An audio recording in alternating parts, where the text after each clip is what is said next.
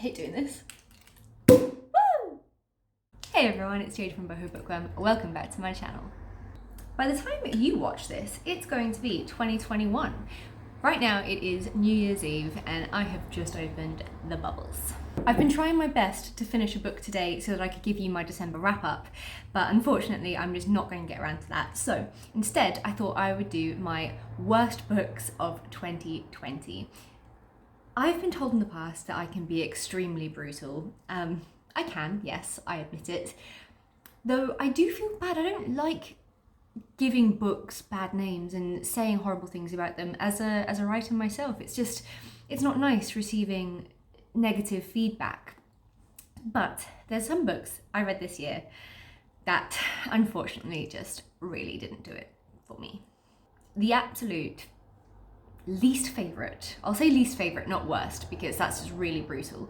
The least favourite book of the year that I gave a shocking 1-star review. Sad to say it, but Dead to Her by Sarah Pinborough. And I want to just say, I've loved some of her other books. Behind Her Eyes, my personal favourite, or even, was it Cross Her Heart? I thought that was great too, not quite as good as Behind Her Eyes. But unfortunately, Dead to Her just didn't do it for me at all. Oh fuck, I forgot to fill in my eyebrows. Hold on. I thought there was something missing from my makeup look today. Can I do it on here? Or am I just gonna make an absolute tit myself? You can see all my wrinkles, nice and close. Beautiful.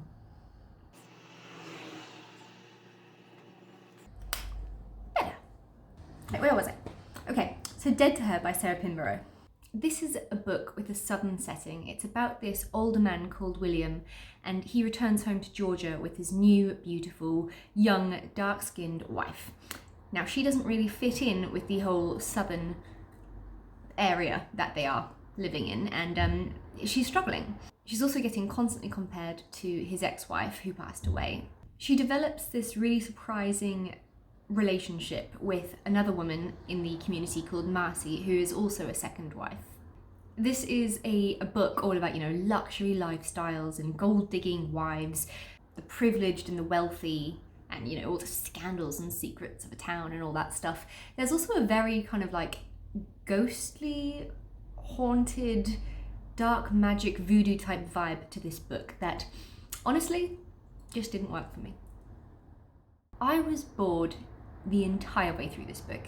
It didn't really have anything. There was no thrill, there was no mystery. It was just lacking. It was just lacking everything. Honestly, I just felt like it didn't really have any depth at all. I feel like the LGBTQ element that Pinborough slotted into this book was there just to satisfy and please the reader.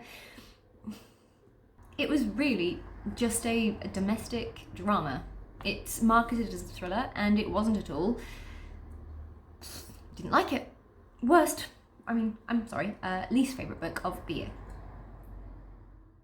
Then we've got I'm Thinking of Ending Things by Iain Reid. Now this is a book I have been wanting to read for years. So many people on BookTube have been raving about it. It's some people's favourite book, and I was just so excited to finally see that I could snag a copy and finally see what all the fuss was about. Still haven't seen the Netflix TV show, and you'll understand why in a minute. I'm not really rushing to it.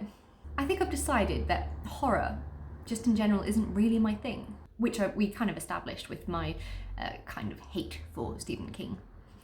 So this is a book about a young couple who are on this spooky road trip. They take a detour, wind up at this abandoned building, and they go inside, they get separated, and when you predominantly follow the girl's point of view in this book, and it seems like she wants to escape, but there is absolutely no way that that's possible. So she's trapped in this building and petrified, and all these weird things are happening to her.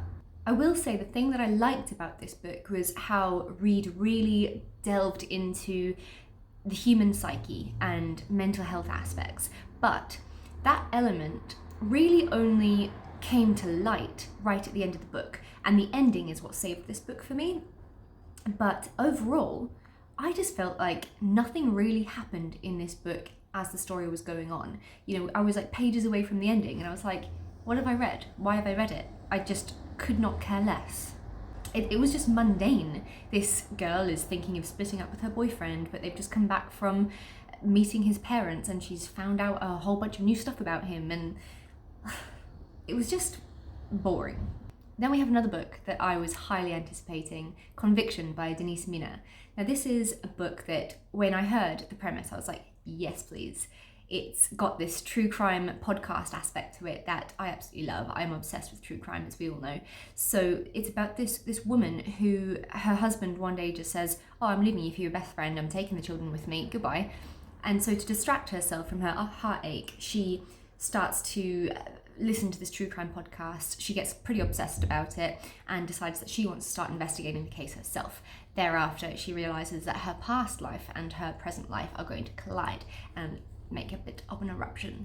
Honestly, I had to force myself to finish this book.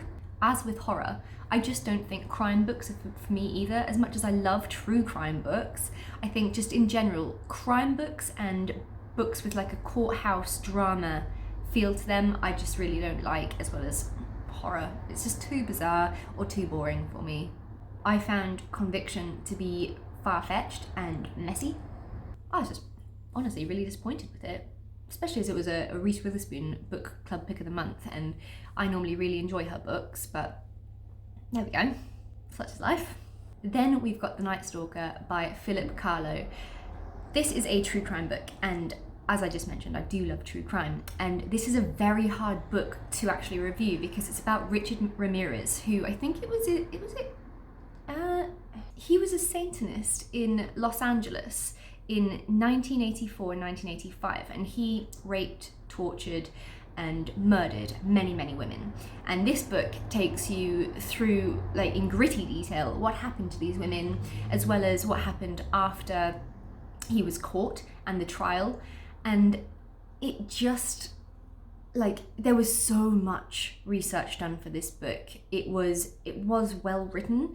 It was greatly detailed. But, and I hate to say this because this stuff actually happened to people out there in the world, but I just found the book really slow and boring and depressing. It felt like wading through a muddy, sludgy puddle and you're just not getting anywhere. Yeah, you know, some true crime books that I absolutely loved, like The Stranger Beside Me by Anne Rule, or Chase Darkness With Me by Billy Jensen, or I'll Be Gone in the Dark by Michelle McNamara. God, I can't believe I almost forgot her name. Absolutely love her book. But yeah, so I just feel like this book definitely wasn't up to those standards of true crime books. And then we've got Survivor Song by Paul Tremblay. As I said, I don't normally like horror books, but Paul Tremblay is probably my favourite horror author if I had to choose one. I have enjoyed some of his books in the past, like A Head Full of Ghosts and The Cabin at the End of the World. Survivor Song is about this rabies-like virus. It's got a 1 hour incubation period. It's got quite like a zombie-like feel to it because people get infected by eating or biting each other and shit. And the crazy thing is that Tremblay wrote this book before 2020, and it goes into massive detail about people, you know, stockpiling in grocery stores and getting into massive fights and quarantining and stuff like that and having to get this vaccination. And reading that in 2020 was, for me personally, very hard and really got my anxiety levels through the roof. I wanted to escape this year, and I did know the premise going in, so that's my fault, but it was just a bit too overwhelming for me. There was also other stuff. So, I mean, the opening chapter was so intense, it piqued my interest straight away. And after that, it just completely slowed down. It's a very character-driven story, and I just didn't find myself connecting with any of the characters at all.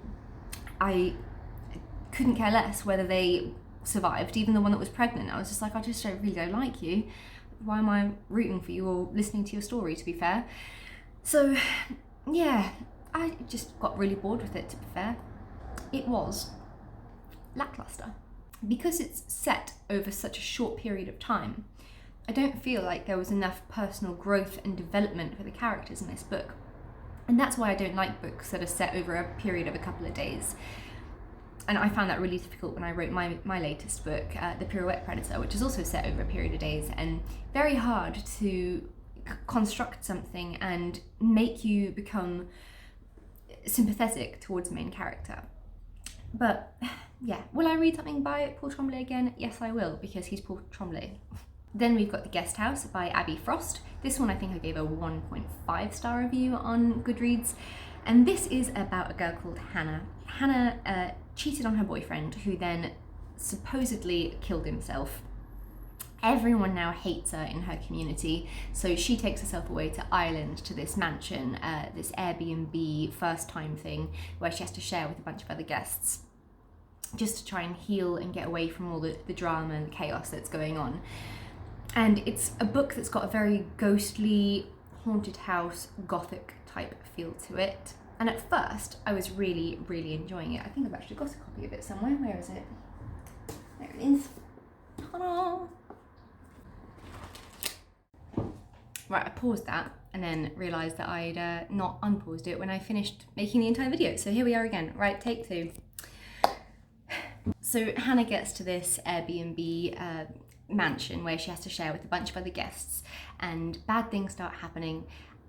I don't like how everyone was like pointing fingers at each other straight away. I mean, I get that they don't know each other, they don't trust each other, but just the characters really annoyed me with how like jumpy they were.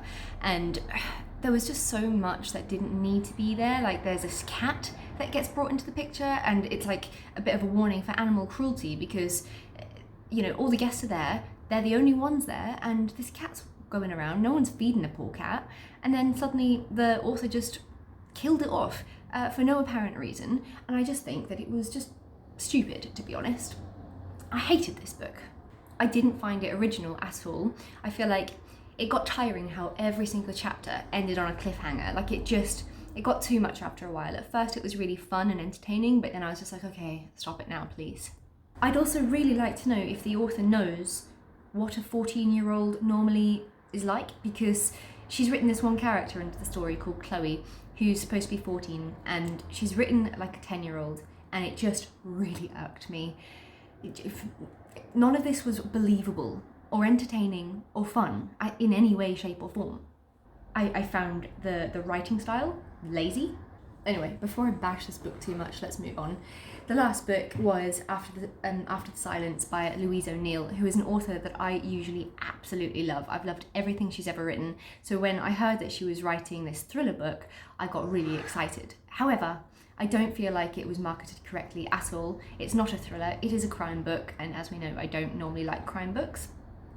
So this is a book about a couple who, on their lawn, this murdered victim is found, and for years, or for a long time at least, everyone thinks that it was them that did this to this victim, but, murdered her, but they can't prove it. So years later, this documentary crew come to the island and want to just uncover the case and find out the truth.